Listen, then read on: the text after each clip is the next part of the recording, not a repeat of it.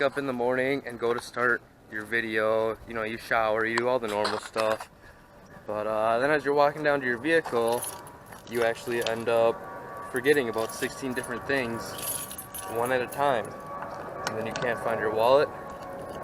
No? Or is that just me? Regardless, anyways, today it's a little bit rainy and crappy weather out here in Southern California, believe it or not. We're gonna go out and run to the auto parts store, a quick install video of something a lot of people like doing to their vehicles. Boom. LED car lights. I got these off Amazon. We're gonna see how they work. Open up the package. It's a little bit too small. It's got this shitty thing in there. First thing you're gonna want to do when you get these, you're gonna want to make sure that they all work. All right. So your best bet is when you buy ones like this, go ahead, take the plug in, stick it in, push the button. Okay, well, I'm dumb and forgot that with this car, you actually have the key turned on to be able to push the button, and then they all should light up at that point. These are kind of the multicolor ones with this little fancy remote that you're probably going to lose at some point. It's supposed to go to music. Like whenever I talk, it'll go off. Yeah, so pretty fancy. We're going to go ahead and head to the auto parts store, grab some stuff out of my truck to make this thing work, and go from there. So I'll see you back in just a second. Alright, so what did we go get? Add a circuit. Whenever you're doing any electrical, adding anything in your vehicle, these will save your life, I promise you. Alright, so this is obviously what it comes with to power the LEDs, but you want to get rid of this. You don't want to use this. You want to be able to use your little 12 volt outlet right over there, and you want this hardwired in. So all you gotta do is, if you get them, figure out how to take them apart. There was a screw right there, I did that, and you just gotta slice this apart. Alright, from this point, pops open, shows you all of the internals. So as you're looking inside here, you see coming from this, there is a black and a red coming out of this. So all that we're gonna do from here, we're gonna come down, get our snips, eliminate this entire piece, because you don't need this. That's what we got the add a fuse for. So if you look right inside of there, you will notice that there is your wires that you need. So what you have to do next is go and cut some of this off and free up spaces for those wires. You're going to want a good little portion of this so you can run a ground and then run your power to that add a fuse. Alright, so now that you got everything connected, obviously they're going to give you the smallest, cheapest wires that they can get to save the cost on these LEDs. That is fine. Just go ahead and run with them, continue using them, unless you want to try to wire in something else to this. This is power for the entire box over here, and this is actually, you know, what controls your LEDs, obviously. So this mini add a fuse obviously comes with some fuses. Since they're really low voltage LED lights, I'm just going to be using this little 5 amp mini fuse right here, and it goes in the top when we get everything put in, and that should work perfectly. Of course, if your fuse blows with the 5 amp, jump up to the next one. This kit comes with a couple different fuses you can use. So if you've ever done any vehicle wiring, you'll know that you run into this all the time. Cheaper products, smaller wires, bigger wires off a little bit more expensive product, just because, you know, saving money and spending more money, and you get what you pay for, right? So as long as you crimp it down enough, you will have enough space to be able to stop that. Now with anything, I always make sure I tape this up, so I am going to tape it up, and we will come back to you after that. So now that everything is wrapped up somewhat neatly, pretty heinously if you ask me, but whatever, let's find out where we want to put this to. So this car doesn't give any power to the 12 volt or anything unless the key is turned to run. So we're gonna go ahead and pop in the fuse box and see where we should put this.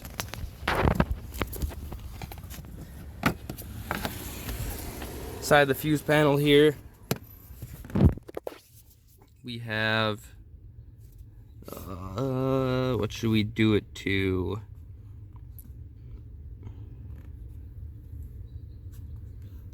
I'm thinking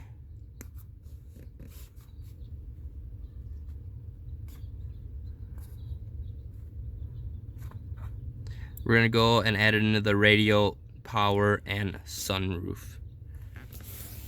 So let's come in here, pull our fuse out, get this one stuck in, replaced, and show you from there. Alright, so just like I was saying earlier, original fuse on bottom, bigger fuse up top. And then really whatever way these go in from here will work. So you get that in, we're gonna route this down somewhere where we feel that box would look neat at. And yeah. So inside this vehicle, it makes it pretty easy, but unfortunately I will need two hands, so I'll come back to you when I got it mounted. So you're also gonna wanna find a ground that's kind of in the way of everything, somewhere you can get to pretty easily. I'm going to choose this bolt right back here because I can get to it and it won't shorten up my lead by much. So one of the big things and my favorite things personally about working on vehicles is all the difficulties you have to run into. So I was going to put the ground up there. It did not want to stay underneath that bolt because the wire was so small. So I had to grab some tools and put it back up underneath there. We ran it all the way down. Let's go ahead, grab our box, plug everything together, and make sure that it works. Plugged in.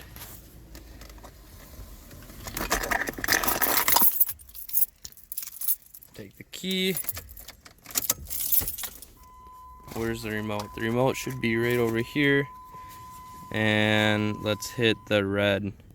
Boom. 1, 2, 3, and 4. They're all working perfect. Something I just realized, this did not come with anything to mount it. Didn't even have the screws or anything. So we're gonna work around that, hide that, and then one thing people might not know too well is this actual is the IR sensor. So as long as you have this in plain sight, you can hide this big box away. Probably gonna end up, putting it up somewhere right about here. Really easy to just hit the button and change the colors. And then that will be up tucked behind everything else. Another thing that I really liked about these lights, besides the fact that this fake 3M tape is bubbling up and they probably won't stick too well, is they're actually, it's not just your traditional really junky flat strip. These are in a full waterproof casing, top and bottom. It's actually really sturdy. So we're gonna hope that they stick. We're gonna put them up, and then I'm gonna show you how I ran all the wires to hide everything. So I've actually never been up underneath this car in this aspect, and I just want to say, by golly, it is a freaking mess. If you're gonna do stuff like this, just do yourself a favor and have somebody else work on your vehicle's electrical system. Thanks. Alright, perfect. So now that side's kind of staying up there. If you get anything like this, just work with it. If it doesn't want to stay, try to hold it up there for a certain amount of time. The material that this is really doesn't like stuff sticking to it. So might end up having to get some like painter's tape or something if you have material like this. Hold it up. You might need to use a little bit extra glue. Super glue works, the gel kind. So that's probably what I'm going to do up over here. Put just a tiny little jab. You don't need much, and it won't really wreck your interior. At least it has not done to any of the vehicles I've done yet. But just take your time with this. Make sure it doesn't fall down while you're over here, and you should be fine. These kits normally come with 2 that are longer, 2 that have shorter wires. So obviously shorter wires go up front. Yeah. What you're gonna do then is you're gonna want to find a spot, something like over here, behind here, where you can carefully and sneakily route this onto the other side. I'm gonna go up and behind, and then it will just pop out straight on the other side, and I'll catch up back with you over there. Look at that, perfect. It popped all the way back out. So go ahead, feed all of your wire through. Make sure you're watching the other side till it kind of gets tight. And at this point, what I normally like doing is coming over here, finding something, anything to wrap this wire around so it kind of stays tight. And then going back to the other side, hiding the rest of it. So we're gonna go do that and come back. Now that we got these lights hidden up there, all the wires tucked away, it's time to work on the back. So we're gonna back around to the driver's side, because that's where we're gonna have the shortest placement for wires. And then what I think I'm gonna do is we're gonna run this up and along, down through there, that crack, all the way to the back seats, and I'll come back with you once that is done. So you can see the wires hanging down there a little bit. I forgot to bring out zip ties, so we will need to go get some. But I mean, if you're sitting in here, this one will just be up tucked neatly out of the way and zip tied up behind there, and these I'll have more to push back in there and you won't notice them at all. Like I said, this will need to be glued up on this side. It doesn't want to work. One trick, a really neat trick to get these to stick better, is heat. You can heat that 3M strip up and then you have a chance that they will stick better. Fast forwarding here to the extremely messy back seat of my wife's car. We're gonna have to find somewhere to put them, which normally, you know, you have this fabric on the back and there might not be anywhere else for you to put them. So at the end of the fabric there is actually a plastic clip. If you put it on that plastic clip, you will be set, you'll be fine, and it'll look amazing. Make sure when you're doing this that you do leave some wire, because obviously the seat moves back and forth. So a little problem that we just overcame, the lights up underneath here were actually too long, so I just kind of ended up, you can see when I move my hand, just wrapped them over a little bit, and yeah, it'll work just fine. The lights are right in there, wrapping up and around. The seats are too small for the lights, obviously, but that should not get caught in anything with where I have it right now, as long as, you know, the wires are out of the way and it's pulling the right way. The seat doesn't really move its spot too much, so it should be just dandy. Next thing we got to do, somehow get this LED that doesn't want to reach. I'm gonna go ahead and shove it up underneath this, and hopefully I can make her work. So it's not gonna work without taking anything out. So new solution, I'm gonna run it across in front and back up the side. We'll come back. So that worked just fine. However, there just isn't that much cord up underneath here for this. Go ahead and again, stick it up underneath the seat. And then from there, put it back in that same spot up there. And of course, this side wants to be stupid and keep falling down. I'm gonna try my heat trick. If that doesn't work, I'm gonna try to reposition it, see how sticky it is still after that, and well, probably move it somewhere else. Even though it is not dark right now, we still might be able to see a little something coming around. But don't worry, when it gets darker out today, I'll come back out here and I will take more videos just to show y'all, you know, how what this looks like. If you've been on the edge about doing this to your vehicle, it's really cheap and it's something that you might like. Just go and follow this install video and it'll do you right. Alright, so the car's running. You can see one's on, two's on. Come back here. See a little bit of red there, red there. Perfect, that'll work. Just gonna go ahead and fade. Works nice. So now it's going to the color. Some noise that it hears, I guess. Apparently it goes to music. This I just have taped up here for now. I'm gonna go ahead and try to do something to it, just to hide it a little bit better, or just to not tape it. It just didn't want to stay to this. So we're gonna go ahead and take some 3M on the back of that, heat up some of this plastic so it gets all the grease and everything off of it, and then it works better.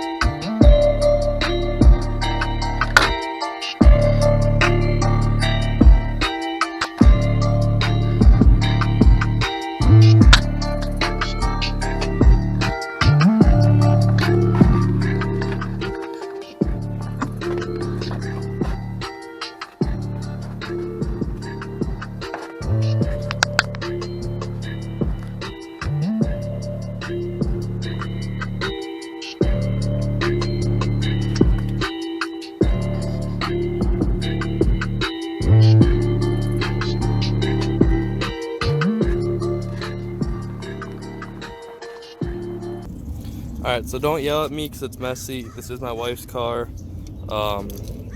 This car, if you want to know more about it, we'll do a quick walk around. It's a 2004 Dodge Neon SRT4, of course. I wouldn't buy anything without a turbo, but it's a pretty nice car. 94,000 miles, something like that on it. From what I believe, it is basically stock. Wheel fitment's kind of garbage. I don't think there's really too much done to it, but this car is full of mysteries and surprises that we're going to be digging into. A lot of stuff I got to figure out, like the fans just stopped working for whatever reason. Not the engine fans, the fans for your whole HVAC unit. Somebody did go ahead and, of course, already back into it. So new tail lights are going to come on in. The wife's going to install those, and I'll show you that video. It does need a whole new exhaust system because whoever had it first did something weird. Paint's not perfect. A lot of this black that's around it, they try to like paint it with a pen or something. I don't know. It looks like trash. There's a lot of stuff on the inside, like this right here. I don't know what it is. There's a switch on back for whatever reason. If I had to take a guess at what it is, I'd say it was for keyless entry, but I didn't get that when I bought the vehicle. So I just want to thank everybody again for watching. Go ahead and like, comment, subscribe, all that stuff for more halfway decent. Gonna be getting better as we go. Quality for me. Got a lot of plans for the truck coming up, and I'm going to show more of this car as well. So once again, thank you for watching. Like, comment, subscribe, all that good stuff, and I'll see you next time.